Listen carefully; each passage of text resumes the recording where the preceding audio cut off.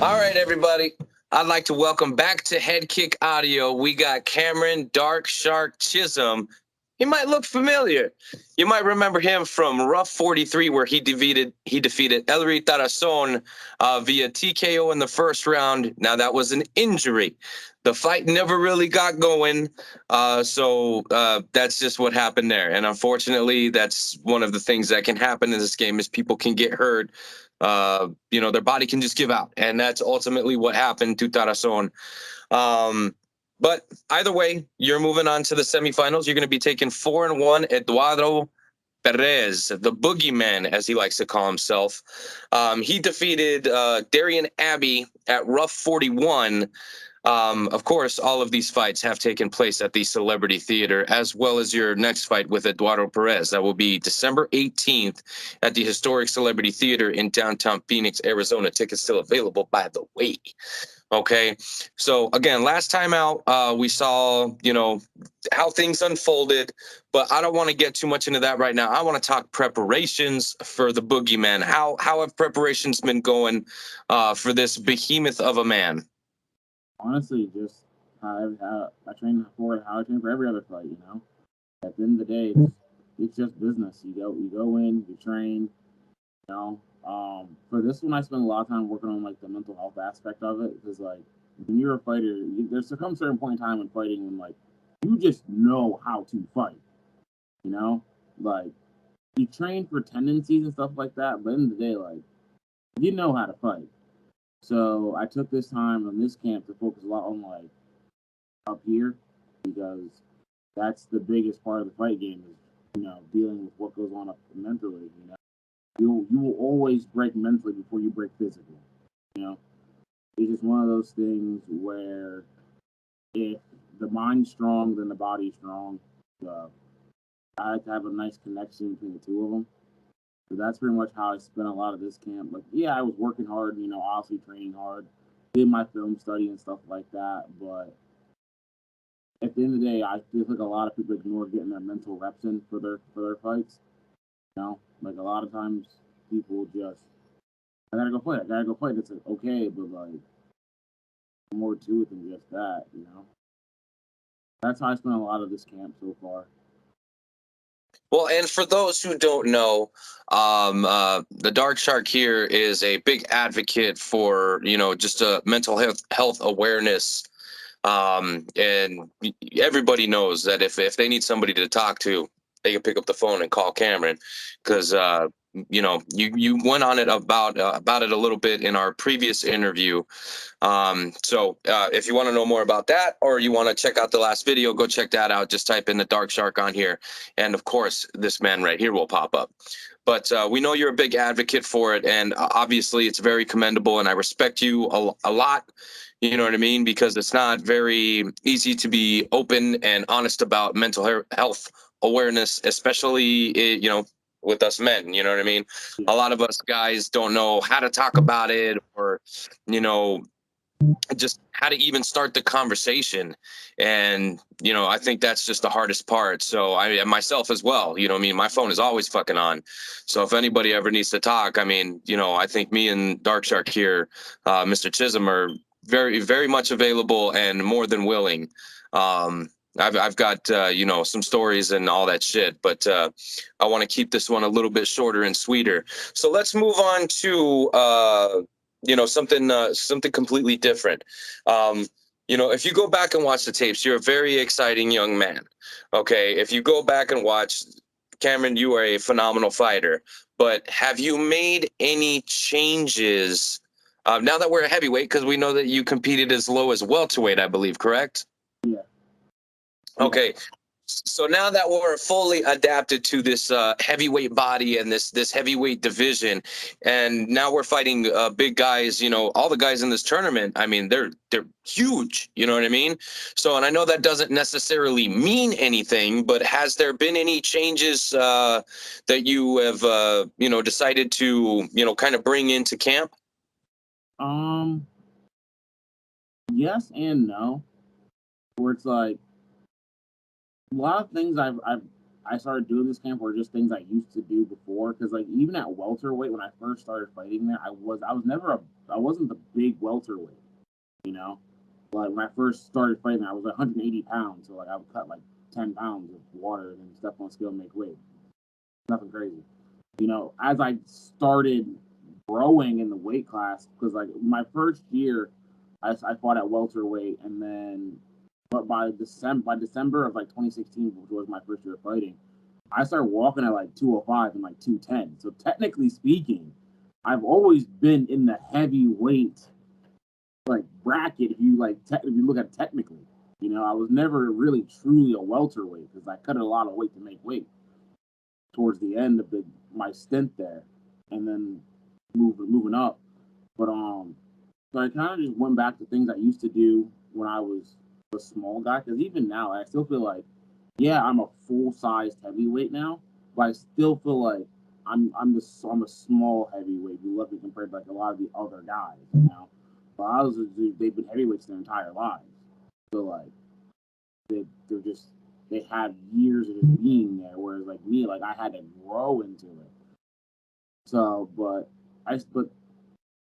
then there's things that haven't changed. Like I'm still gonna be the same guy that comes in and you know tries to be as creative as possible, catch you off guard. You know, make it be like, what the hell did he just do? Like, where did that come from? Because that's just who I am as a person. You know, like from any weight class, I've always been that type of guy and that type of fighter where I'm just trying anything. Like I feel like if you're not trying anything and everything to win, are you really still trying to win? Can you really say you did everything to win?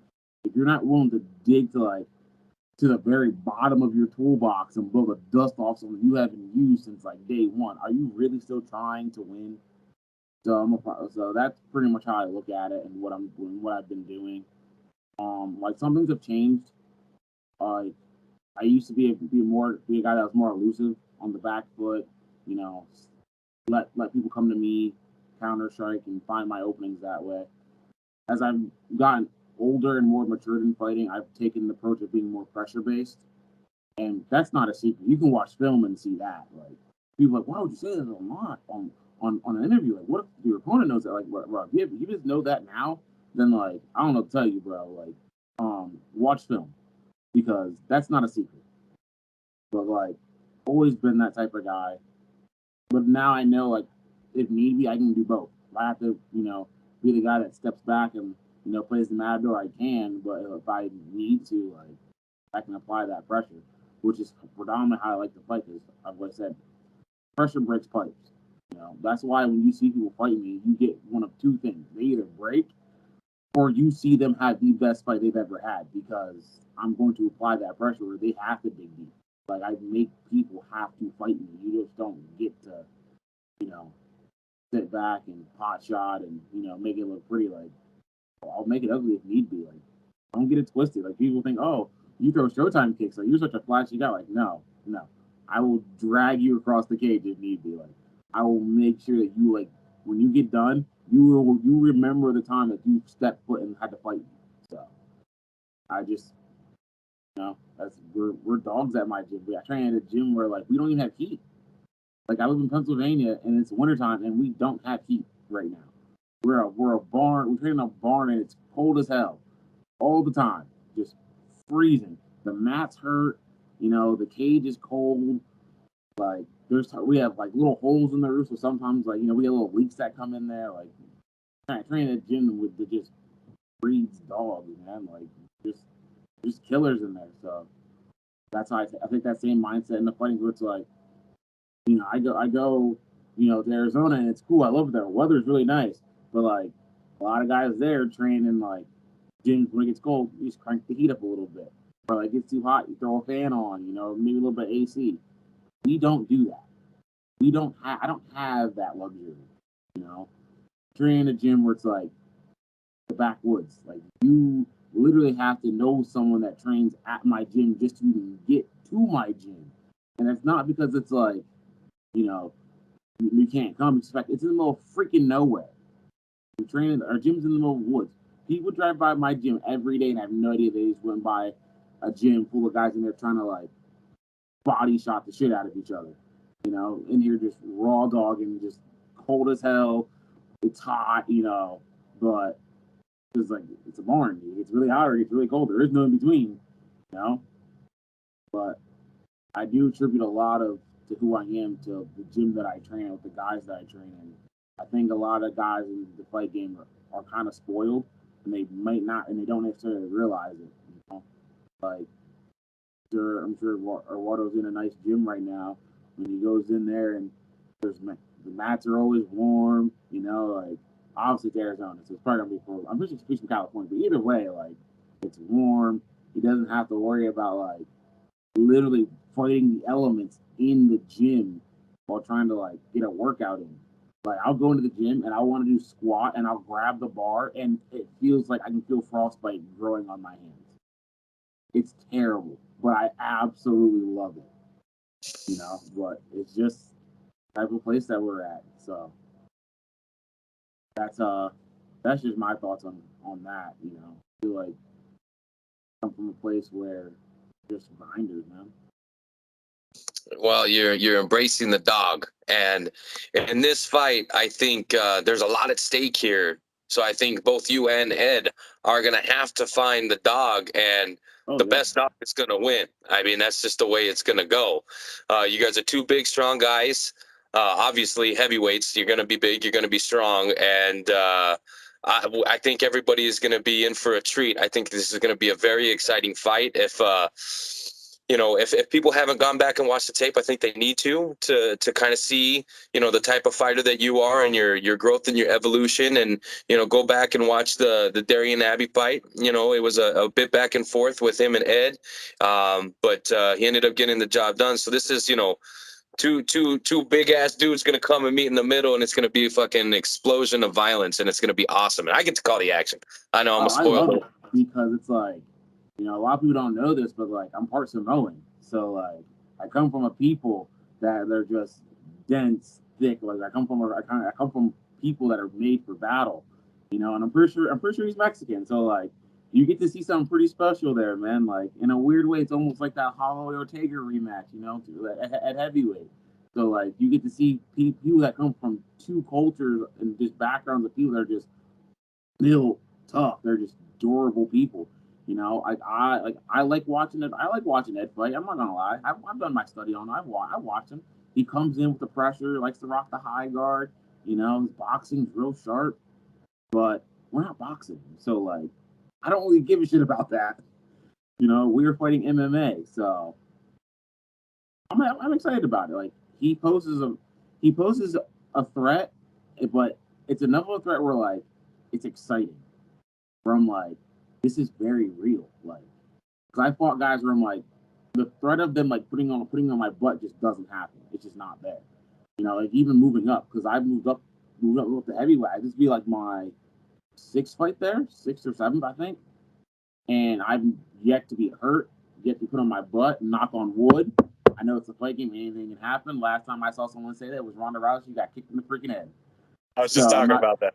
I'm not trying to be that guy, you know, but luckily, like, I've been fortunate enough, you know, where chin's still strong, you know, everything's healthy.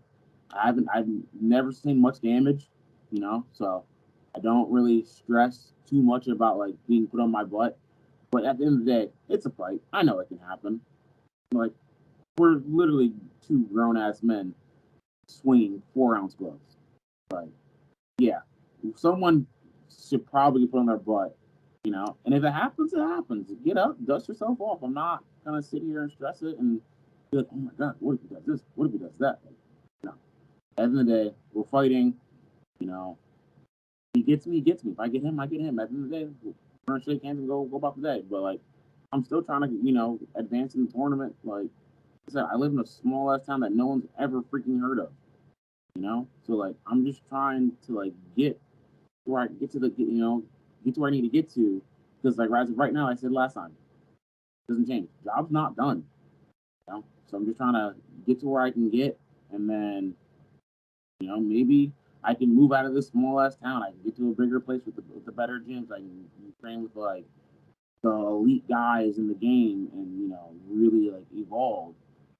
But it's hard because like I know like even the tournament, I'm like the little guy, you know. I'm like the underdog. Like I'm the guy that came in with no pro fights, made his pro debut, and then kind of like jacked some shit up in the tournament because no one's expecting a debuter to like be there. And here I was, you know, I got guys that are like fully established pros that are in the mix, and like make no mistake, like I can't wait. I want to fight every single one of them. Like that's just who I am.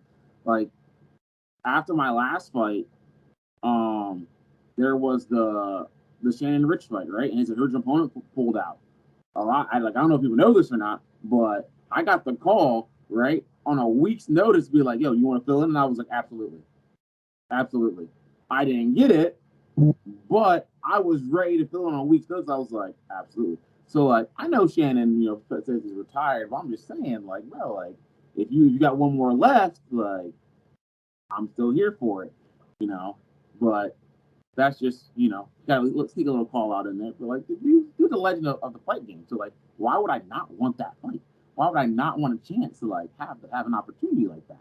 That's why I got involved in the game. Like, I was asked a couple weeks ago, like, who's a guy I like to fight and one. I was like, what's his name? Alan Nagalini. They call him the Panther, super jacked dude. I was like, I want that guy. I want to fight that guy. You know, because like he looks terrifying. It's like I want that fight. So like, I'm trying to get to one just so I can fight that guy. Like that is my goal. You know, I want to fight the dudes who are like, dude, that dude looks like Black Superman. I'm like, okay, you can still get the smoke.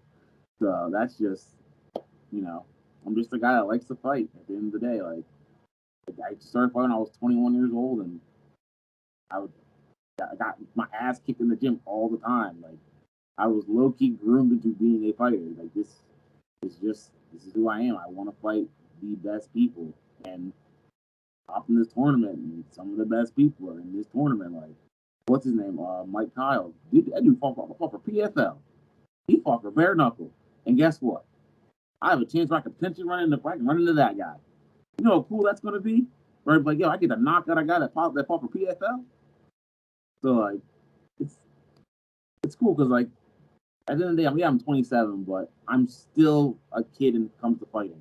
You know, still a lot of things I'm still learning because I did start late. Like I didn't become a fight fan until like 2015, like 2016 actually. So like still very young into fighting. So I'm excited because I get to face off against a murderer's row of people, and that's probably the most exciting thing to me about this whole tournament. Yeah, that's a psychotic thought, but I'd expect nothing less. Now, again, you know, people that saw you over at RUF 43 didn't get to see much, right? What can they expect this time around?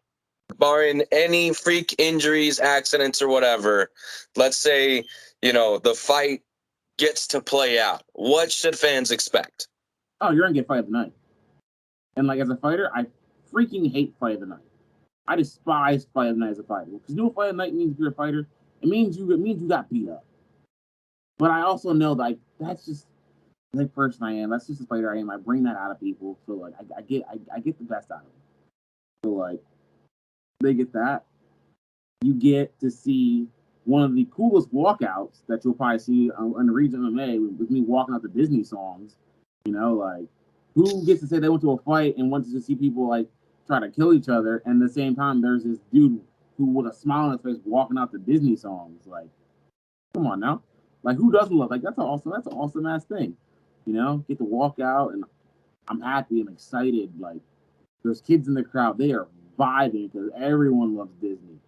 You know, and like you got to fight me, you're like, this motherfucker really just walk out the Disney songs? Is he really walking out to like Moana right now? And it's like absolutely, enjoy the vibes because like they're about to end and we're about to go fight, you know. But they can expect that. They can just creativity. They can expect to see when they see me. They're like, I'm gonna fight. I'm not a guy that goes out that wants to win on points. I'm not gonna hit a lay and pray.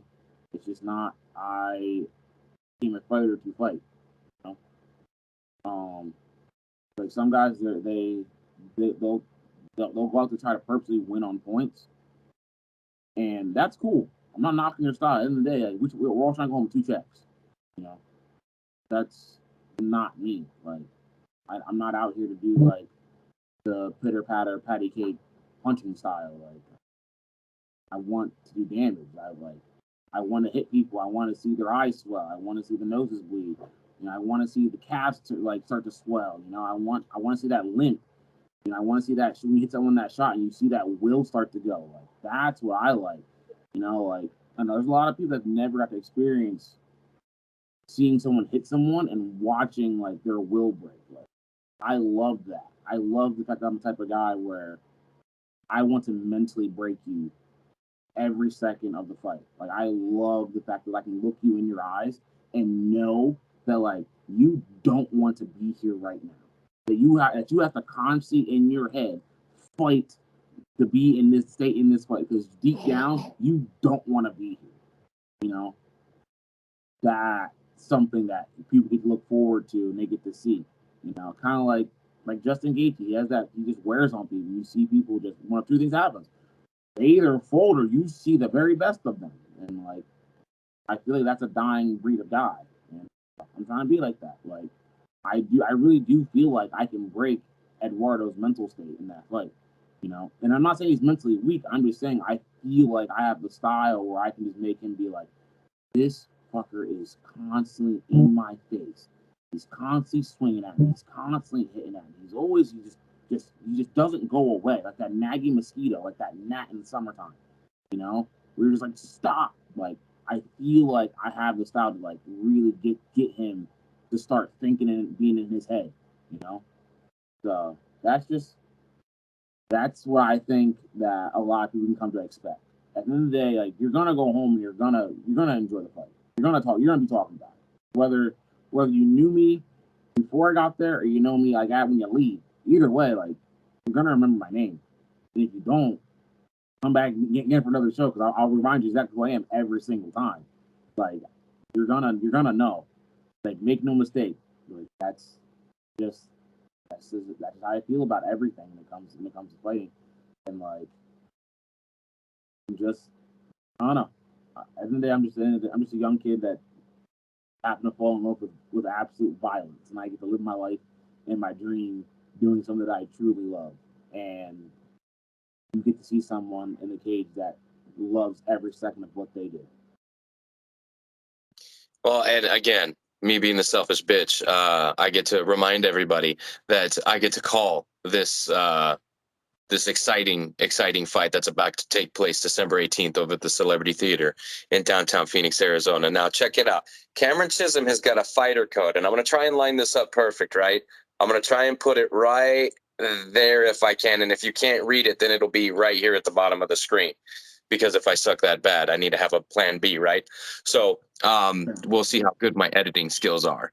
But he'll have a fighter code that when you go to purchase the pay-per-view or when you go to purchase your tickets, you can put in that fighter code.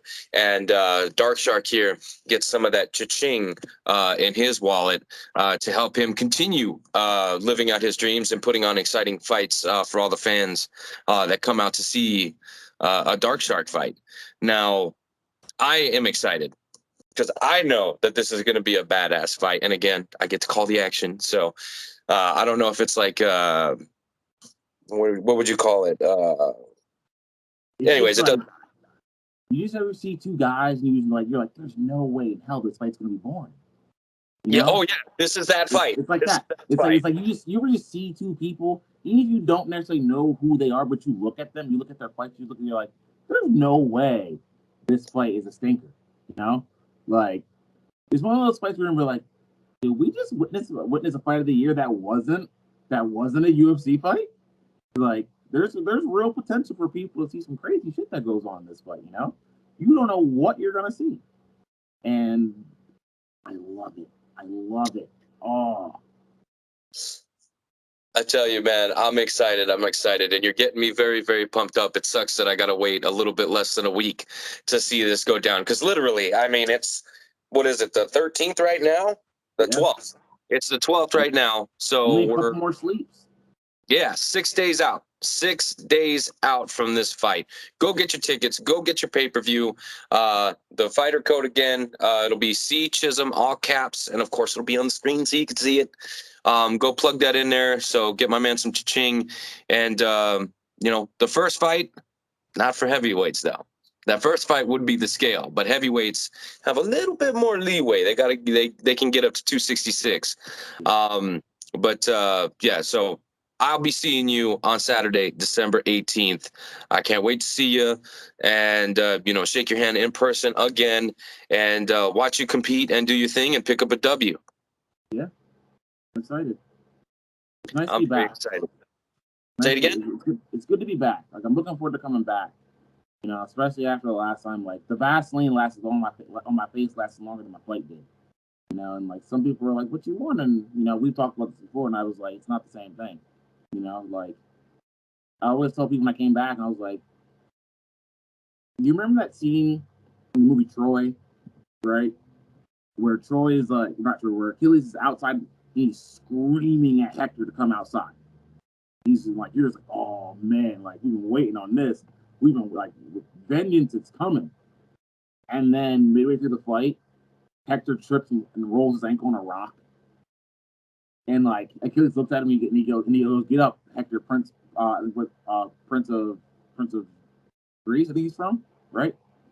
He's like, "Get up. I will not let a stone take my glory." And it's like, my glory, my moment was taken due to a freak accident, due to an unstable knee.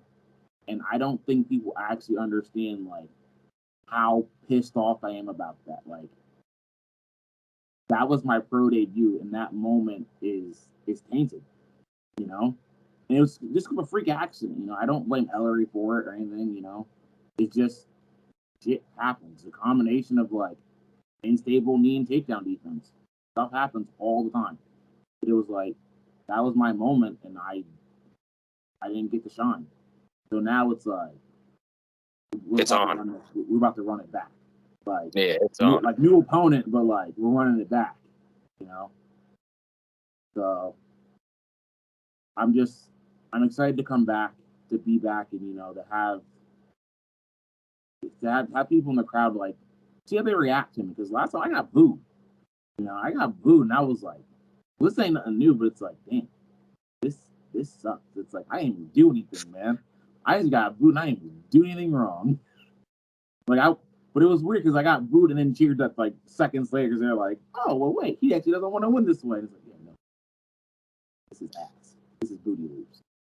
Yeah, like I said, you handled that whole situation with absolute class, and a lot of people don't know what it's like going through that type of situation, where especially making your debut, and that moment is supposed to be glorious. When your hand is getting raised, it's supposed to be, I just fucking killed the man, and instead it's he had a situation that was out of everybody's control, and you still get the W.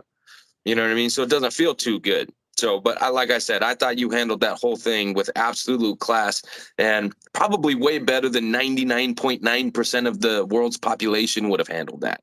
You know what I mean? So, so props to you for that. And again, I cannot wait to see you in 6 days. Go in there and kind of, I don't want to say like right or wrong, but in a sense, I mean, you kind of are. You know what I mean? Yeah. So I'm very pumped and looking forward to it. Before I let you go, if you got any sponsors or anybody, anything that you want to plug, my mans, go ahead. Okay, so as always, I want to give a shout out, to my sponsors, Combat Corner, MMAT, who has supplied me with fantastic T-shirts, a couple local businesses from back home, like Coded Ink, actually a podcast that from one of my friends that resides in that area, that side of the states. The fighter, the writer, and the fans, they gave me a sponsorship. I love them to death. I want to give a shout out to my gym. Obviously can't get in without my gym, my teammates, and my brothers. My girlfriend, which is actually right next to me. I don't know if she wants to be on camera because like she said no, which is whack. But like I said last time, that's Wonder Woman over there. Does anything that you see that like me do, just know like behind the scenes she had a lot to do with that. Like that was a lot of her being there to like help me out because I couldn't do that by myself. You My mom, my dad, my siblings, um, my girlfriend's mom and dad for being there and being very supportive. Um, and then the one that I always have to make sure to give a shout out to is to my friend Brendan. He's always been my biggest driving force. I lost him. I was like 21, and he was like we were teammates. We trained together. You know, um, he was like my brother. And then my other brother Zoe. I lost him leading up to the last fight, and those two are both my driving forces to keep going because it's like I'm I'm just fighting in a way to make them proud. I'm fighting to maintain the image that they had when they saw me last. So next time I see them, like they can tell me that they're proud, and I can tell them that like I did it. I did it. We got to the goal. So that's one thing I always carry them with me, whether I people don't see them, but I can feel them. I know that they're there every second of every day, no matter where I go. Like they're there, and like a lot of this that I have is I thank them for. They gave me all sorts of issues in the gym and kicking my ass and just absolutely like just wrecking me. But I'm thankful for them, and I carry them with me no matter where I go. And I want to give shout out to my kids because I can't. I just I don't know. I just can't ignore them. Like they're my little people. They're they're the ones that are always there, and they keep me grounded. No matter no matter how like you or anybody else in the world may view me, the way they view me is what really matters to me. I'm always gonna be dad. I'm just gonna be like I could go 0-52, right? And to my kids, I'm still gonna be Superman, and that's very humbling to know that like no matter what, that like I'm able to like come back home and hug my kids and let them know like did my best. No matter how it turned out, I can look at them and say I did my best. They can say I tried. Uh, so I give them a big shout out because like I just need them. They've always been there. They are my biggest support system. Like hell, my son gave me my fight name. So if you want to find that story, I'll go back and watch the other one. But yeah, It's a great story. It is a great story. So it is a great story. So make sure you go back and watch that first one. And then to Tammy, Tammy Stone, good old Tammy, because we might not always see eye to eye on everything. We definitely like we come from two different generations, especially in the fight world, where we don't always lock up eye to eye. But I know she always has my best interests at heart, and she's the reason I'm in the tournament. She put her neck out for me. She really stuck out, put that neck out, and like rode for me to even get in here. Like not many managers are willing to like throw their neck out and put their neck on the line for a guy that was like that. That was like I was. I didn't have the greatest amateur record. But like she stuck with me through the ankle injuries, surgeries, and everything. She negotiates my contract. She comes in and she checks on me. She means well. She's a great woman, and I truly do appreciate her. And I don't actually know the words to explain to her how much I appreciate her because she was willing to put her name on me at a time when most people wouldn't even take a second look at who I was.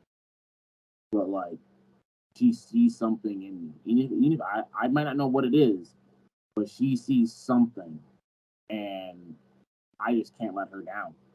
Like, so I'm so thankful for her, and I want to thank you guys, man. You guys over at RUF, like, thank you for having me and bringing me back. You know, you guys very easily could have been like, yeah, no, that negative, but you guys didn't do that. You guys brought me back. You know, let I advance, giving me fair matchups. You know, granted it's a tournament, so like the matches are predetermined, but nonetheless, like, you know, I've had a great time there. You guys take care of us very well. I like it. You guys set a very high standard for me going over to like the other side of the U.S. So I want to thank you guys a lot, and thank you for having me on the show. You know, I love to sit down and do these with you. I know the first time we talked, I said I hate interviews because like I feel like I'm not good at them, but like I don't know, sitting down talking is always it's always fun. I always enjoy it. You know, we get to have great conversations and just let things roll. And you give me a platform where I can showcase more of who I am and not just the antisocial guy you run into at the weigh-ins. That's just super nervous. He's like, yo, how the hell did I get here? You know. But you give me a chance to show people more of my personality. So I'm thankful for that. So thank you very much. I really do appreciate it. Well, Cameron, you know you are always welcome on my show anytime. Anytime. Regardless you know, the outcomes of the fights, I don't give a fuck about records. I give a fuck about fighters. So I've had guys on here that have had 0 wins, Emmy debuts. They haven't even had a fight. I mean, I'm here for the fighters. I'm not here for the records. So you're welcome on my show anytime. That being said, though, my man's here is going to be competing in the semifinals of the RUF Road to One Heavyweight Championship. This is semifinals, so this is the second fight. He's already advanced. Again, we know the circumstances, but we're all very fired up and excited to see you actually get to compete and put on the fight that we know you can put on and that the fans will enjoy and be salivating for more. Okay, so we are very excited and looking forward to it. Again, see Chism on the fighter code, December 18th, Celebrity Theater. Again, it is was it last time? No, see, you fought on 43. 44 was the Expo. We're doing Expo number 2. So this is the MMA meets Mary Jane's. So I'm gonna have to go and check out the expo. I'm just telling you. It's gonna be dope. Like, oh, this is kind of lit. Yeah, it's really dope. They set it up really nice, and it was fucking packed. So get there early. Get there early, and you know, stay late because all these fights are gonna be fucking fire. Okay, man, I got no more questions. I'm just looking for answers. December 18th. I will do my best to provide you with those answers. You know, I don't like leaving empty questions. So December 18th, we go to war. We're gonna find out what's real. You know, I'm excited, very excited. Me too, man. Until next time. Yep.